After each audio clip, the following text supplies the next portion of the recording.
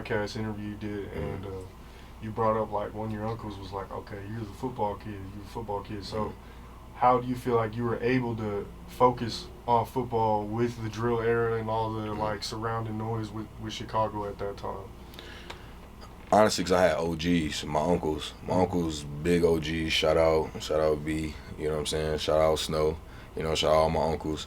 Just because even though a lot of stuff was going on around, like, they made sure, like, hey, like, this is the real behind it. You know what I'm saying? This is what you can get yourself into. This is, like, and they fully acknowledged the fact that they was in their life, and they didn't try to shy away from it. You know what I'm saying? They didn't try to sugarcoat it down to us. They were like, nah, like, don't do this because, you know what I'm saying, you need to do this and you need to do that. You got to be better than us.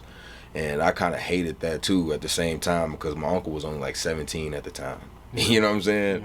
And my uncle in the front yard doing backflips, notes, just looking like a gymnast in the front yard. You know what I'm saying? We in the middle of the hood. And I'm looking at him like, bro, you telling me, like, I need to get this, I need to get that? Like, you 17 years old. You know what I'm saying? Like, your life is not over. You feel me? Like, go back to school. Like, go, you know what I'm saying? You go try to play football and get a scholarship. You know, like, I'm going to do that. Like, but even for you right now, that's still on the table. You know? But then when you living in the hood, you're not thinking like that.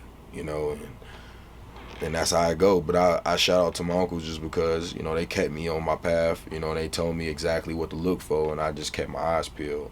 You know, I kept my eyes peeled the whole time, and I just became more of a person that just was observant. You know, until it was time for me to speak. Right. Okay.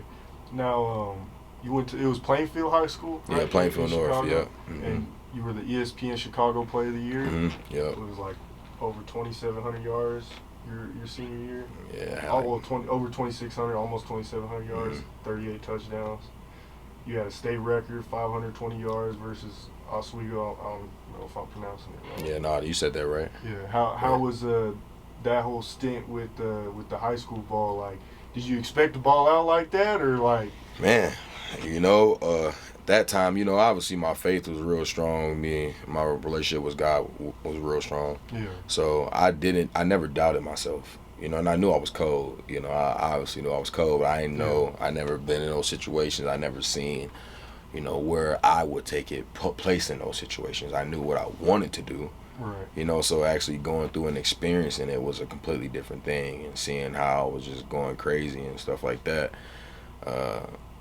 I moved to Plainfield when I was 15 years old, you know, because I had some scholarships and stuff to go to some private schools back in like the city, in the city and stuff like that. I like Marian Catholic, a couple other places, St. Rita, Sting, but I had brothers. I got 4 brothers, you know.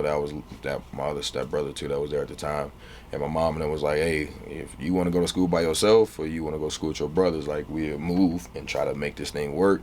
Y'all won't have the best of clothes, y'all won't have the best of shit, but you go to a better public school.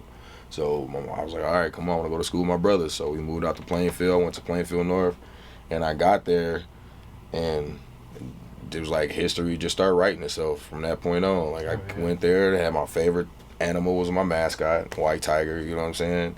Then I'm like, shit, this may be perfect. I'm red and black, you know what I'm saying? You feel me? So it's like, yeah, this is perfect for me. So I went there, and my junior year came around. We had another dude on our team named Devontae Davis. Shout out Devontae. Definitely a dog. One of the best players I ever played with in my life. My junior year, I had like 1,600 yards, like 20-some touchdowns.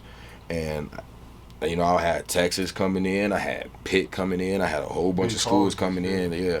And they came in and looked at my transcripts and was like, hey, you're not coming to school right now. Like, you're not doing that. Yeah. And that's how the Colorado State thing happened, because they came in, saw my transcripts, and after 20 other schools walked out, Colorado State was like, give us a second, like, give us the room. Right. So the coach started talking to me like, oh, you know, how serious are you about going to college?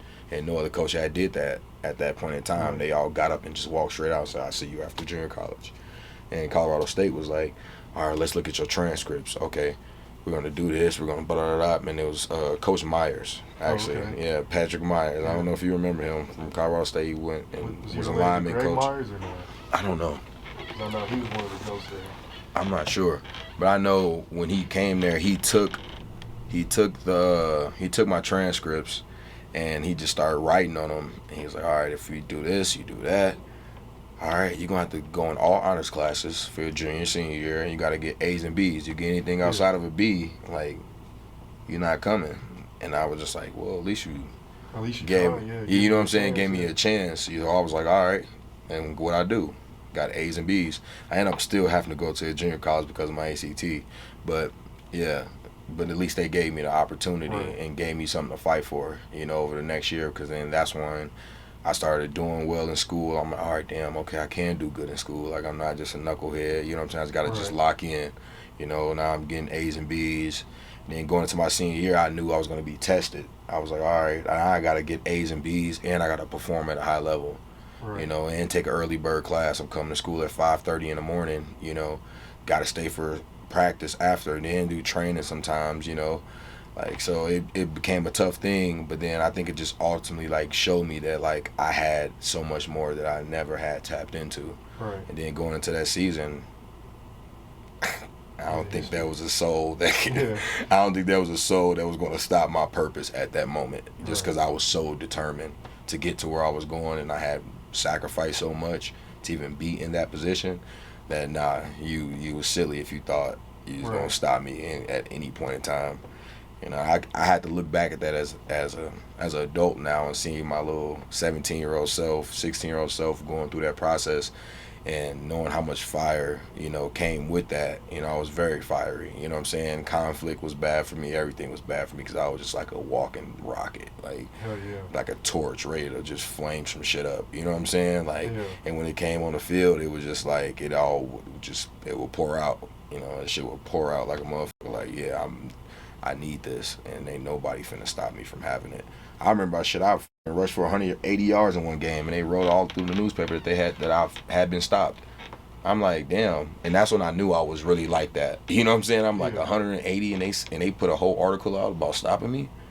I'm like, your senior year, right? It's my senior year, and I was just like, I'm like, damn, like I know a couple kids, if they rush for 180 yards, that'd be the highlight of their life. You know what I'm saying? Like that was the best. They were the best high school game they ever had. You know what I'm saying? They talk about it to this day.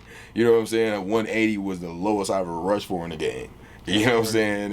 And I had like 3-4 tubs still, and they were like, we stopped them. And I was just like, oh shit. That's crazy. I was like, all right, cool. Like, you know what I'm saying? I took it. I was like, all right, nah, next time ain't nobody. Ain't no 180 for nobody. Everybody getting 250 plus. Like, stop that. So. That's real. Yeah.